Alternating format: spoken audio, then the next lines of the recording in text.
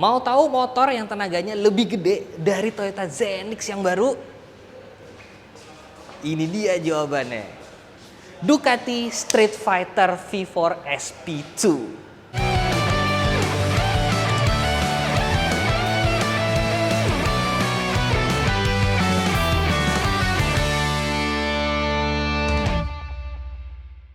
Halo semuanya, ketemu lagi sama Deddy Mas di sini. Ini adalah raja terakhir dari naked bike-nya Ducati. Ducati Street Fighter V4 SP. Keren banget ya.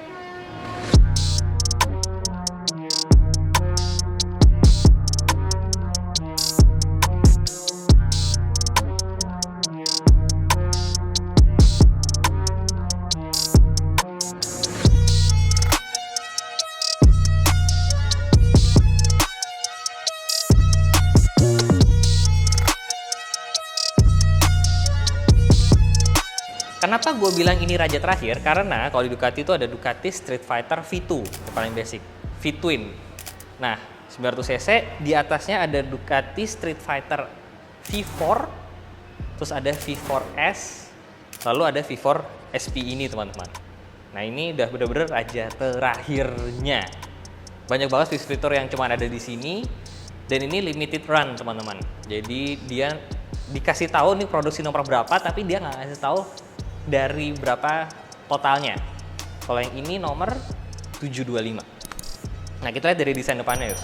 Dari depannya bentukannya udah garang banget. Jadi kalau secara bentuk dari sini emang mirip lah ya sama yang Street Fighter yang lainnya. Tapi dia contoh ini udah karbon. Brembo brakes-nya juga udah di-upgrade. Ohlin suspension-nya ini juga sudah yang top of the line-nya dan juga sudah electronic adjustable. Radiatornya kalau kalian lihat itu gede banget, segede kayak kalau komputer segede layar kayak 20 inci gitu kali ya. Gede banget, 20 inci tapi dimiringin. Ini segede gitu nih, udah segede gitu.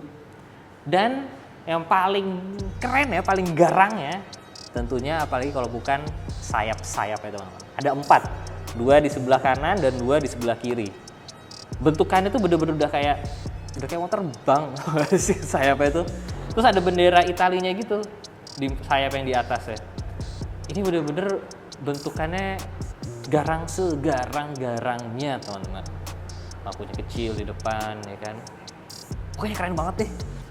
Kayak motor yang bisa menerkam kalian. Kalau kalian ingat, gue pernah bikin video Ducati Superleggera V4, terus juga Panigale V4R. Nah, bisa dibilang ini kira-kira saudara telanjangnya, naked bike-nya dari Ducati teman-teman. Jadi ini menggunakan mesin V4 1100cc 4 silinder V, menghasilkan horsepower-nya itu 208 horsepower.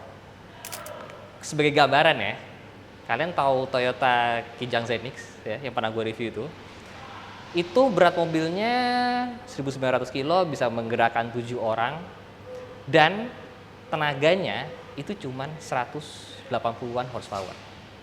Ini 208 horsepower, berat motornya cuma sekitar 170-an sampai 180 kg. Jadi kalian bisa ngebayangin betapa kencangnya ya motor satu ini teman-teman. Ini bener-bener motor yang kayaknya kalau dibawa pelan bakal nggak enak sih, atau bakal marah-marah sih motornya. Motor ini itu beratnya seperti gue bilang tadi adalah 170-an kilogram teman-teman.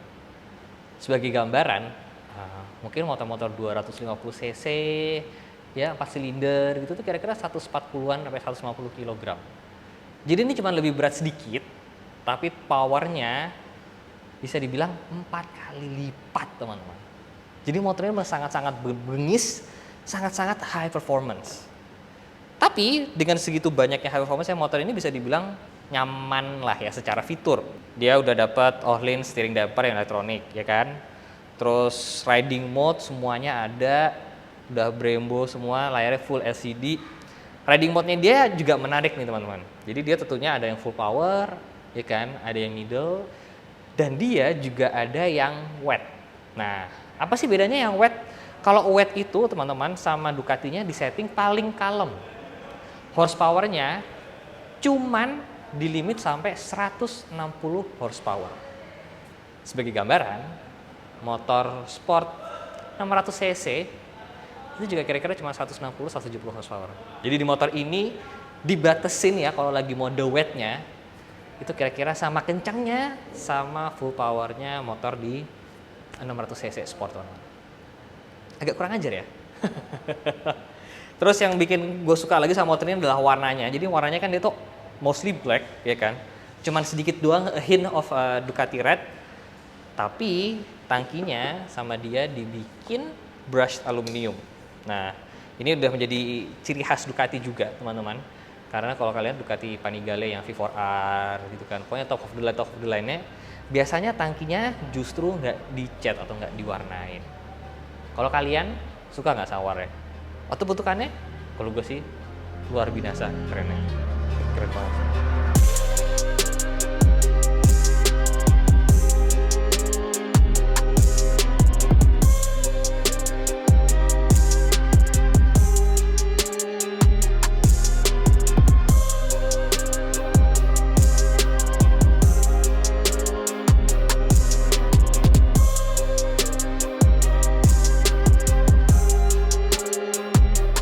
Nggak afdol ngomongin motor Ducati kalau kita nggak ngomongin mesinnya.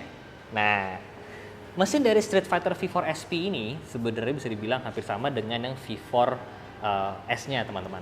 Tapi ada beberapa fitur tambahan yang tidak ada di motor lainnya. Paling gampang bisa kita lihat adalah dry clutch-nya, teman-teman. Nah, dry clutch-nya ini bukan gantian, tapi ini memang sudah standar dari Ducatinya. Tuh. Ini sebuah fitur yang racing proven banget ya sama Ducati. Tapi kalau di Indonesia, kalau kita pakai dan biasanya berhenti di lampu merah, seringkali dikira rusak motornya karena suaranya kasar banget. Tapi ya emang ini adalah fiturnya untuk race-nya juga dari Ducatinya. Dan seperti contoh, ini footstep-nya ini sudah Rizoma, teman-teman. Sudah karbon di sini. Jadi memang ada beberapa parts-parts yang sudah lebih banyak karbonnya dibandingkan V4 biasa. Kemudian parts-parts aftermarket-nya juga sudah ada yang langsung dicemplungin atau dipasang di motor ini, teman-teman. Nah, seperti bisa kita lihat juga, dia sudah nggak ada lagi footstep untuk penumpangnya. Karena ya emang udah nggak bisa. Ya, motor egois lah ya. Tapi gara-gara itu jadi lebih keren. Sungguh motor yang sangat-sangat sangar. Nah, sekarang kita ngomongin pelek nih, teman-teman. Nah, ini juga ada sebuah hal yang unik ternyata. Jadi kalau di Indonesia ini kan Ducati oleh ATPM ya, resmi ya. Nah, peleknya itu dapetnya adalah Marchesini yang forged magnesium. Yang seperti ini bentukannya. Tapi ternyata kalau bisa kita lihat di website, yang di Eropa malah ternyata carbon wheel. Nah, gua nggak tahu kenapa. Tapi kalau gue sih nggak nolak sih dapat Marchesini forged magnesium seperti ini. Ini aja bentukannya udah keren banget. Ditambah bannya dia sudah Rosso Corsa 2. Sebagai gambaran kalau di Street Fighter V2 dia cuman Rosso Pirelli Diablo Rosso aja, bukan Rosso Corsa. Jadi ini bannya sudah lebih high spec karena memang ya ini motornya sangat high spec, teman-teman. Tentunya kalau Ducati ya pasti dia single sided swing arm kan, teman-teman. Nah, ada juga nih yang menarik di sini. Jadi kalau kalian lihat, ini kan sudah tentunya Öhlins lah ya, yang sudah fully adjustable di sini di bagian belakang. Kalau di Street Fighter V4, dia itu suspensinya berdiri seperti ini, teman-teman, sembunyi. Nah, tapi ternyata kalau dibandingin sama Street Fighter yang V2 itu justru suspensinya tidur di sini, teman-teman. Jadi karena memang beda konfigurasi mesin, ya kan, beda chassis juga antara V4 dan V2. Ada beberapa perbedaan lah. Jadi bukan cuma mesin doang, tapi sampai bentuk suspensinya pun juga berbeda. Nah, ini di sini seperti bisa kalian lihat, dia juga sudah pakai Rizoma, ya kan? Emang bentukannya sih nggak bohong sih, keren banget, lebar banget, keren banget.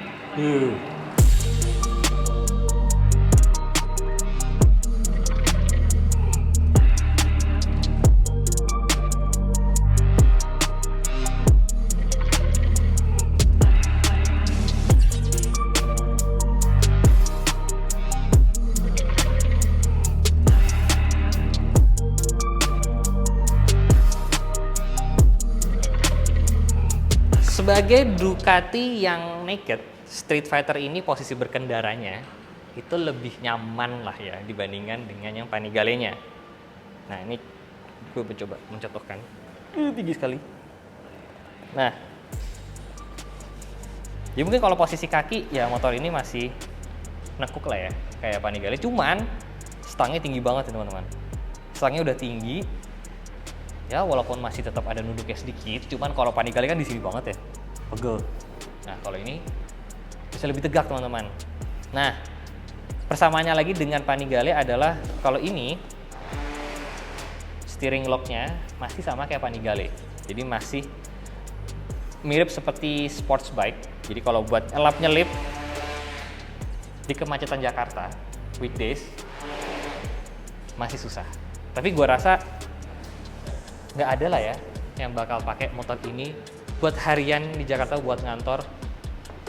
Ya kalau ada sih lumayan agak ribet ya dan sayang sebenarnya. Kita cek coba koplingnya berat apa enggak. Ya kalau macet sih lumayan teman-teman. Kalau macet ini agak lumayan. Ya tapi kalau gue punya motor ini paling cuma dipakai buat Sabtu Minggu doang. Ini dipajang aja, ini masih jadi motor yang keren banget. Motor ini emang udah bisa dibilang enteng lah ya untuk ukuran 1000 cc, 1100 cc, 170-an dry weight, 177 dry weight teman-teman. Nah, sebagai perbandingan aja, ada juga Ducati yang Superleggera V4. Itu udah benar-benar top of the line-nya Panigale. Saking top of the line-nya, sebutannya juga udah bukan Panigale lagi, tapi langsung Superleggera V4. Itu bisa lebih enteng lagi dibandingkan dengan motor ini, walaupun itu juga sudah ditambahkan fairing. Jadi emang kalau Ducati itu, kalau untuk performance, ya emang sudah salah satu pinnacle di dunia motorsport lah ya. Ditambah MotoGP yang menang Ducati, WSBK yang menang Ducati. So, teknologi mereka memang sudah dibuktikan di dunia balap. Jadi gue rasa motor ini secara performance sudah tidak perlu lagi kita ragukan. Mungkin ada yang mau beli, harganya cuma 1 komaan kok teman-teman. Langsung ada ready stock di Ducati Indonesia, ATPM resmi lagi. Langsung digas. Ini adalah kuncinya teman-teman. Ternyata harganya 1 miliar lebih, dia belum keyless.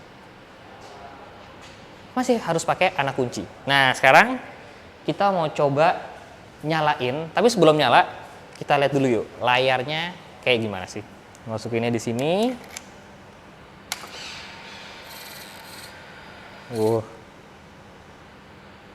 Tada, ini saking barunya masih belum ada tanggalnya, dan ini kalau kalian lihat ada kedap-kedip transport mode teman-teman. Jadi memang kalau mobil dan motor Eropa sebelum di delivery ke customer mereka punya namanya transport mode, dibatasin semuanya biar aman. Seperti bisa kita lihat layarnya sih sebenarnya mirip lah ya dengan yang ada di Panigale-nya teman-teman. Jadi full screen, RPM, gear indicator, speednya semuanya ada di sini. Settingan-settingannya ini bisa masuk ke dalam semua, cuman karena ini masih transport mode, jadi gue nggak bisa masuk ke dalam. Kita bisa lihat dari video sebelumnya yang udah pernah gue bikin tentang Ducati. Nah di sini juga kelihatan nih V4 SP nomor 725 teman-teman. Jadi ini nomor produksi ke 725.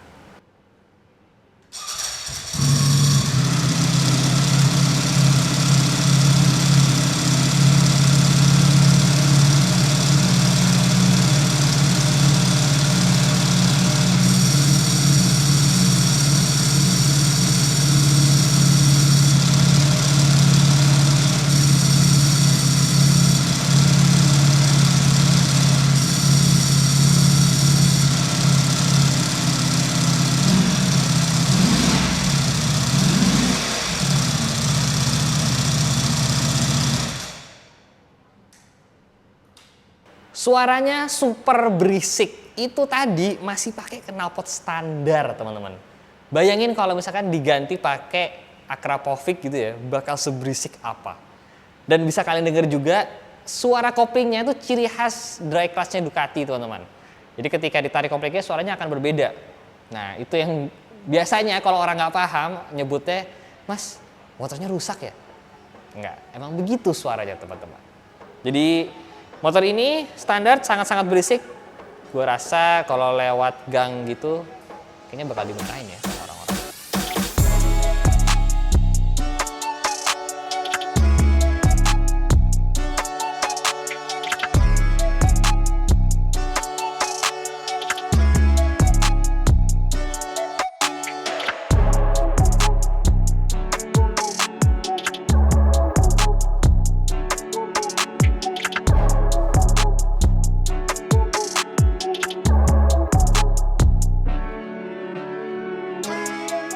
Kalau kalian kepengen punya motor yang jarang ada di Indonesia dan high performance, ini mungkin salah satunya. Sampai video ini dibikin, baru ada sekitar 5 unit di Jakarta, teman-teman, atau di Indonesia. Jadi ini bisa jadi motor ke-6 yang bisa kalian beli.